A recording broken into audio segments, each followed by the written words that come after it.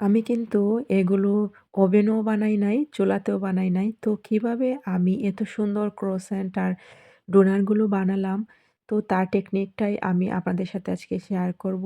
এত সুন্দর কালার এসেছে আর এত সফট হয়েছে আমি আসলে বানানোর আগে বিশ্বাসই করি নাই যে এভাবেও আসলে ডোনাট আর ক্রোসেন্ট বানানো যায়। তো লেটস গেট স্টার্টেড। আসসালামু আলাইকুম। ১ম এই আমি এই ডোটা করে নিয়েছি। আর এই ডোটা আমি একদম পিজ্জা ডোর মতোই করেছি। এখানে ময়দা, চিনি, লবণ, ইস্ট, কুসুম, গরম দুধ আর আমি তেল নিয়েছি। স্ক্রিনে কিন্তু আমি পরিমাণটা লিখে দিয়েছি।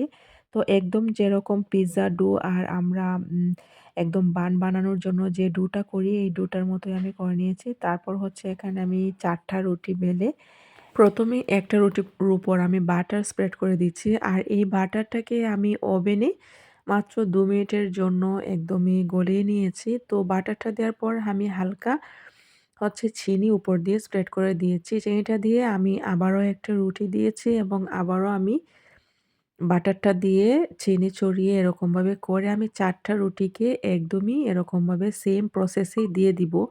আর রুটিগুলো যত পাতলা হবে ততই ভালো হবে। কিন্তু আমি তেমন একটা পাতলা করি নাই।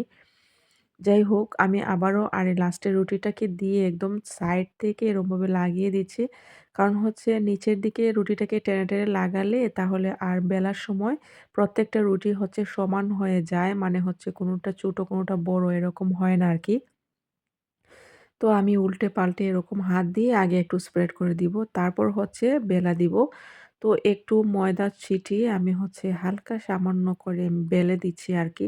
আর আমি মধ্যে হচ্ছে আমি চিনিটা দিয়েছি, যার কারণে একটু মিষ্টি, মিষ্টি হবে। এটা হচ্ছে আমার একটা টেকনিক আরকি। তো অনেকে হচ্ছে এরকম দেয় না। তো আমি দিয়েছি যাতে একটু হালকা মিষ্টি লাগে। তো বাসায় চকোলেট ছিল না, যদি থাকতো আমি ভেতরে চকোলেটটা দিয়ে ক্রোসেন্টটা বানাতাম আরকি। তো এই ক্রোসেন্টটা একদম আ বানের মতো লাগে আর চা দিয়ে খেতে কিন্তু ভীষণ টেস্টি হয়। এটা আমি আসলে নাম দিয়েছি বান ক্রোসেন্ট। মানে হচ্ছে আমার ছেলে পছন্দ করে এটা। আ ও একটু উম নিউটেলা দিয়ে খেতে পছন্দ করে চকোলেট লাগিয়ে। তো আমি সবগুলো এরকম করে নিয়েছি।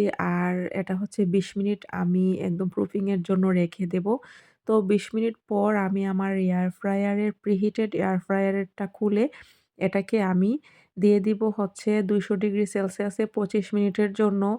আর ১০ মিনিট পর এটাকে আমি একটু উল্টে দিব। দেওয়ার পর হচ্ছে আরো ১৫ মিনিট পর একদমই সুন্দর কালার এসে গেছে দেখুন। আর নামানোর পরপরই কিন্তু গরম থাকতেই আমি উপর দিয়ে দিয়ে বাটার কিন্তু একদম চড়িয়ে দিচ্ছি। বাটারটা একটু আ এরকমভাবে ব্রাশ করে দিলে হয় কি খুবই সফট হয় এই ডোনাটটা।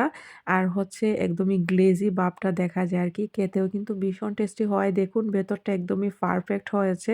তো আপনারা কিন্তু এভাবে ট্রাই করতে পারেন যাদের বাসায় হচ্ছে এয়ার ফ্রায়ার আছে, ওভেন না থাকলেও সমস্যা নেই। এগুলো কিন্তু খেতে ভীষণ টেস্টি হয়েছিল। আর আমি কয়েকটা ডোনাটও বানিয়েছি। তো আজকের এই আইডিয়াটা আপনাদের কাছে কেমন লেগেছে অবশ্যই জানাতে ভুলবেন না। ভালো লাগলে কমেন্ট করে জানাবেন।